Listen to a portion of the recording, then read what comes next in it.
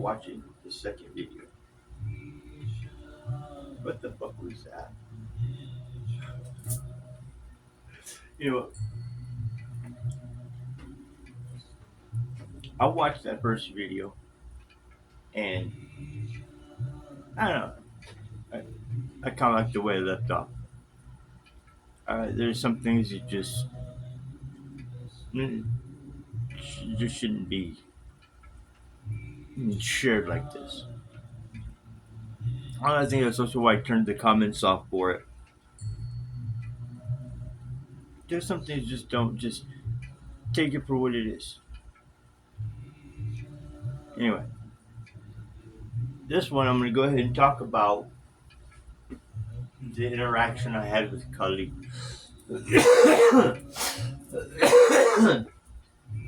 Sorry. I want to talk about the interaction I had with Kali. I've had 3 interactions. If this cuts off, it's because it wasn't meant to be shared. So, but I'm gonna post what I'm allowed to keep. Anyway, I'm not getting into the details of it because it was explicit and graphic, and I'm not gonna get into the details of that because that does not matter. What matters, what matters is the fact that she tore right through it.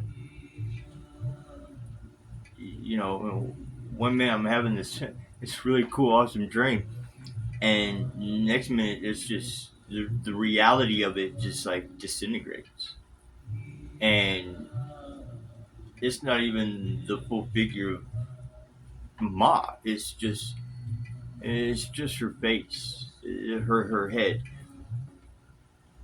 You know, the funny. It's not funny, haha, but it's these things that puzzle me because uh, these experiences have got me thinking about resurrection, samsara, and karma, and the roles that these things play in our lives. The things that people pass off. It's like, well, yeah, karma's a bitch, or hey, karma will get them.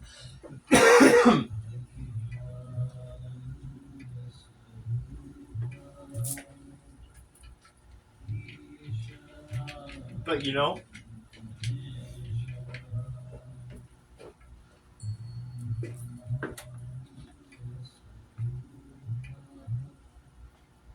I wouldn't minimize it if I was you. I wouldn't minimize karma.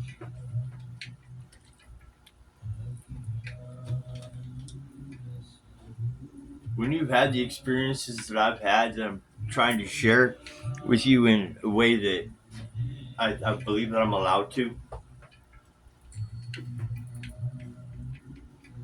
When you've had these kinds of experiences, you start to look at things a little bit differently. You start to recognize patterns and things that you didn't notice before.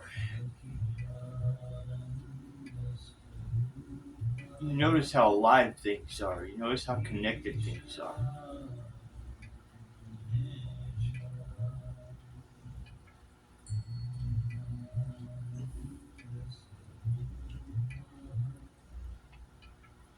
Anyway, what she told me just scared the shit out of me.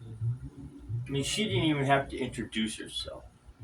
She did not have to, you know, bust through the reality of that dream and say, I am Kali.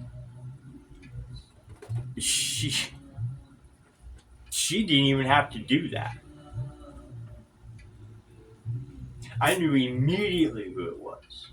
Immediately. And I don't even know how.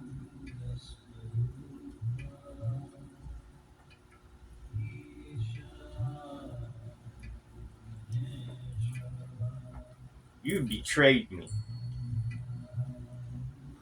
Okay. How? No, no, no. They know how. They know how. No. You betrayed me. Alright. So I betrayed her. How did I betray her? What did I do? You know, this life, I was born in America.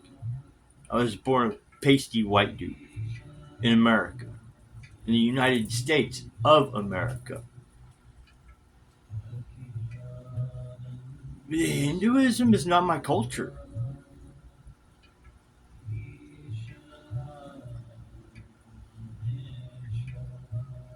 You know, I'm not trying to be something I'm not.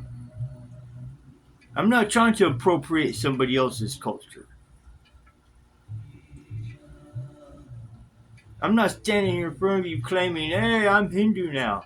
Even though, yeah, look, I'm wearing a T-shirt that depicts Ganesh. I'm wearing Rudraksha beads and all this shit. I've a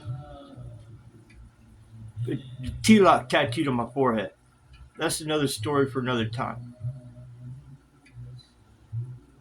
I'm not trying to appropriate somebody else's culture. These are things that I feel. Not going to get into that.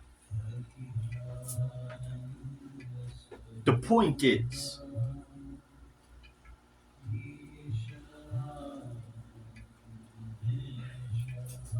see, look here, I went off on a damn rant and forgot where I was going.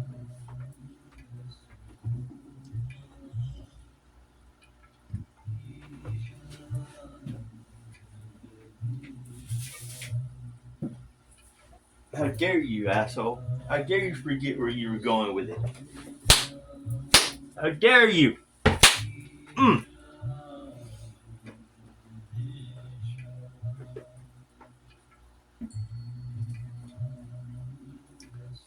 I'm not trying to appropriate somebody else's culture.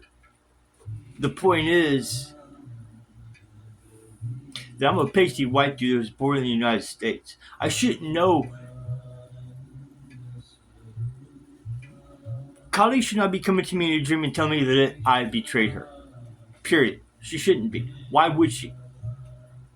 Why would she? If I was not born into that culture in this life, why would she? How did I betray her? How?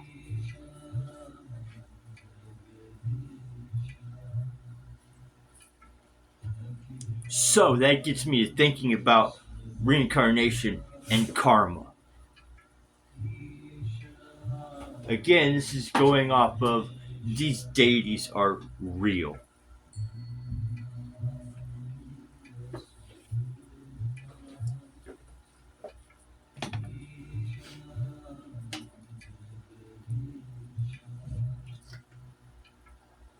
So she tells me I betrayed her.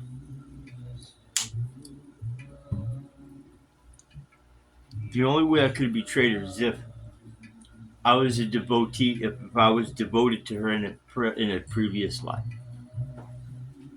My last life. To be exact, my last life. Which, this is what I've sought to talk to somebody about for the last 2 years, maybe a little bit longer, is this.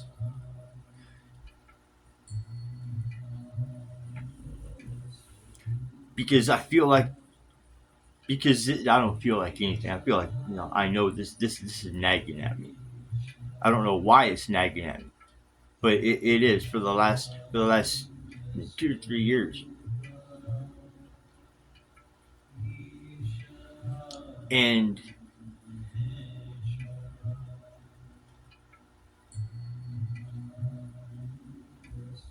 once I start thinking about it's profound. I could just stand here and just drift off, just thinking about the experience. And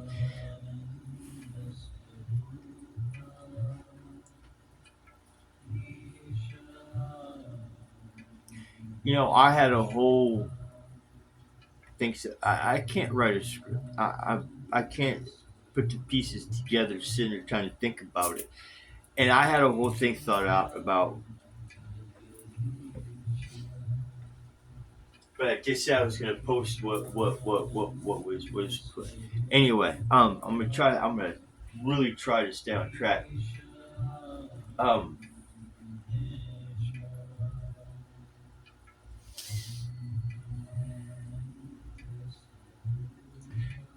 better have strong magic. Why would I need to have strong magic?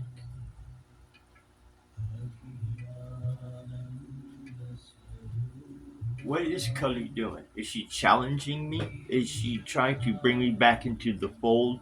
Is she trying to?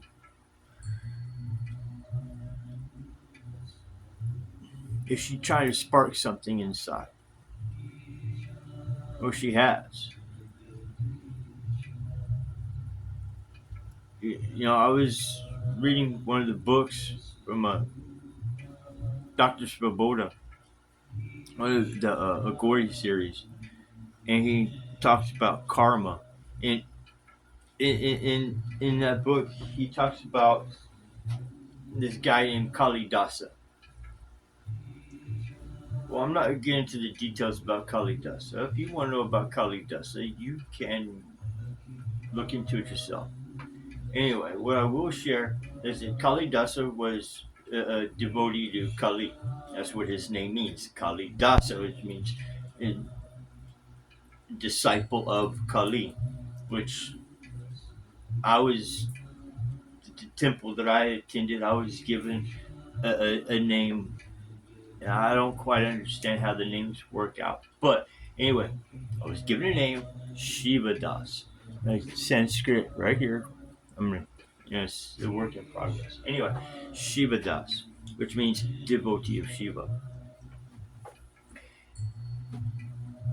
So Kali Dasa was this devotee of Kali. And in every one of his lives, just to make this thing short, I know this can be graphic, but you know what? This is not for kids. And it's not going to be monetized, so I don't really care. Um, just warning you if you're going to miss this off. So anyway, Kalidas in every one of his lives head off. That's how his life ended. Every one of them head off. And in one life, he forgot that he was Kalidasa. He forgot that he was a disciple of Kali.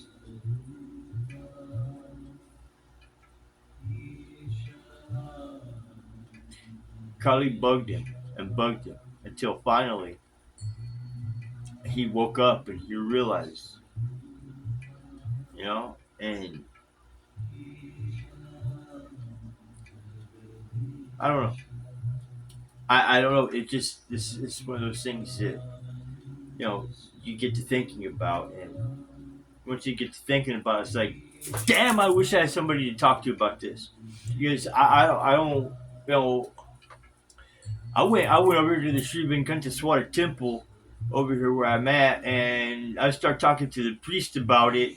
And first thing he does immediately after I'm done talking to him, he says, "All right, come with me." He takes me out, puts me in his garden, and says, "Hey, pick all the weeds out of this garden. These are sacred flowers."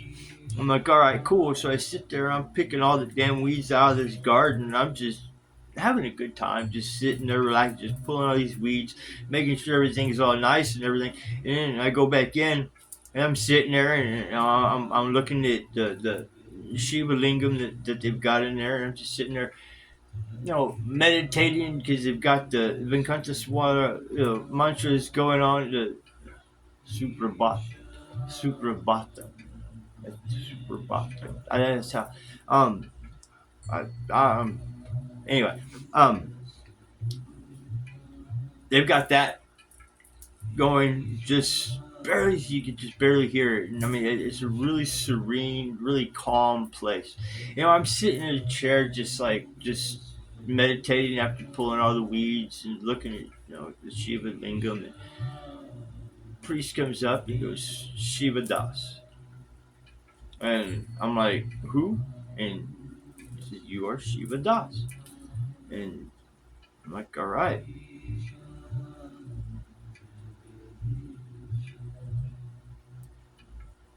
So that really didn't solve. It didn't answer my questions. It did help though. It helped. It was the experience was very. I mean, I went back to the temple several times. In another video, I'll tell you why I haven't gone back yet. Uh, I think it's kind of funny now that I think about it, but that's gonna be for another video. Um,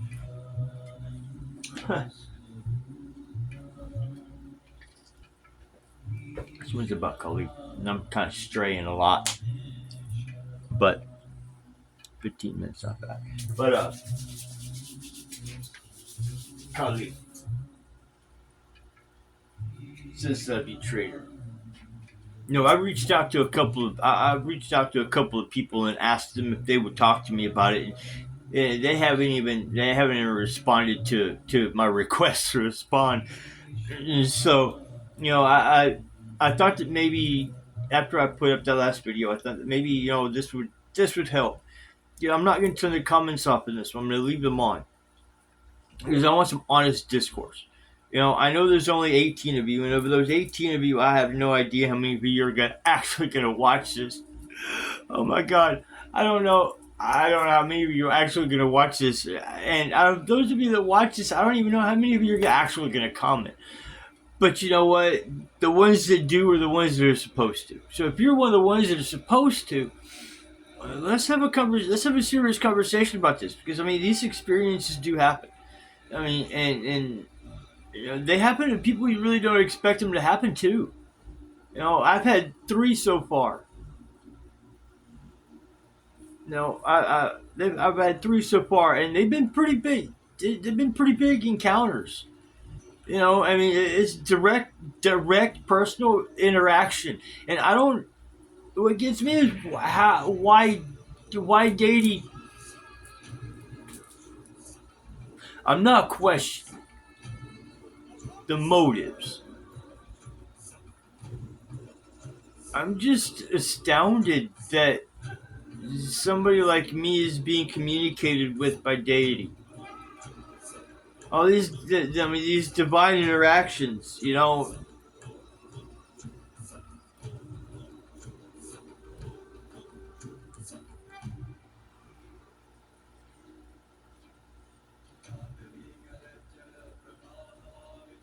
I don't know what to do with it. I don't have anybody I could really talk to about it.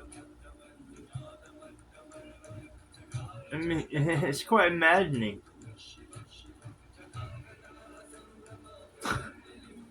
It's quite maddening. You know, I mean,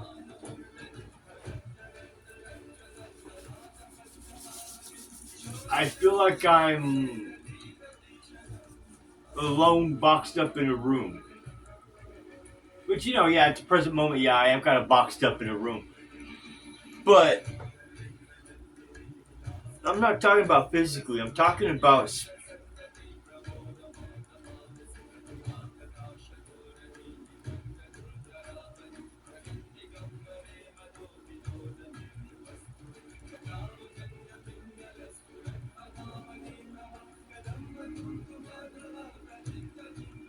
the Creator knows what I need. As long as I'm following this path, the Creator's going to provide that I need. These experiences, they do happen. I don't know how they're chosen. I don't know. I have no idea. This is, I am going to say this is why all that training they talk about. That's why it's important. In the Buddhist temples and sitting, meditating in the smashan, you know, all of that prepares you for the experience. And I'm kind of doing it backwards. I've had the experience, and now I'm trying to get the training and try to do. I'm kind of doing it backwards. It's like starting the race at the finish line. I don't.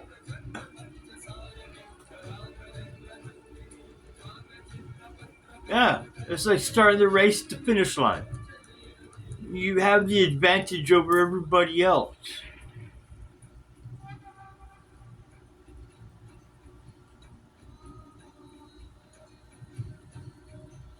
So, how do you find the processes. You find the processes. Bhakti helps.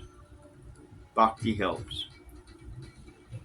You know, the path I've chosen is left hand. It's quite tantric. I tend to lean towards the Gorda. I mean, I don't really don't know why, but you know, that's just kind of it's kind of the way it's gone. But and the experiences I've had, I'm trying to.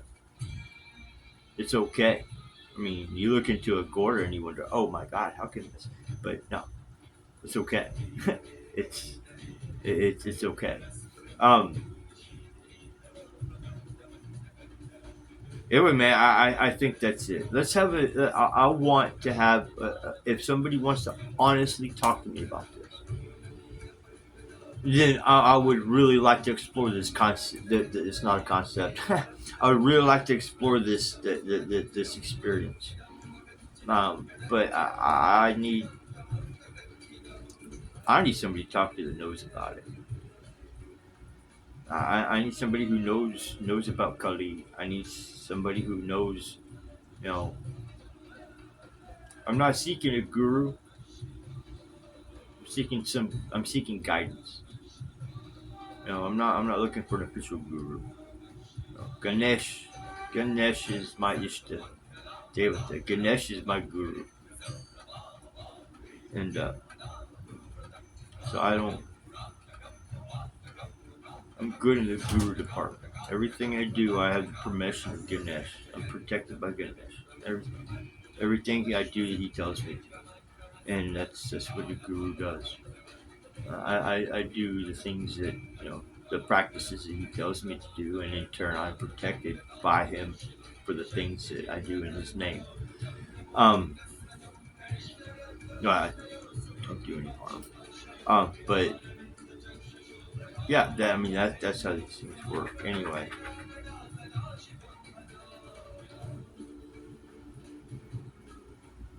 yeah. Bye.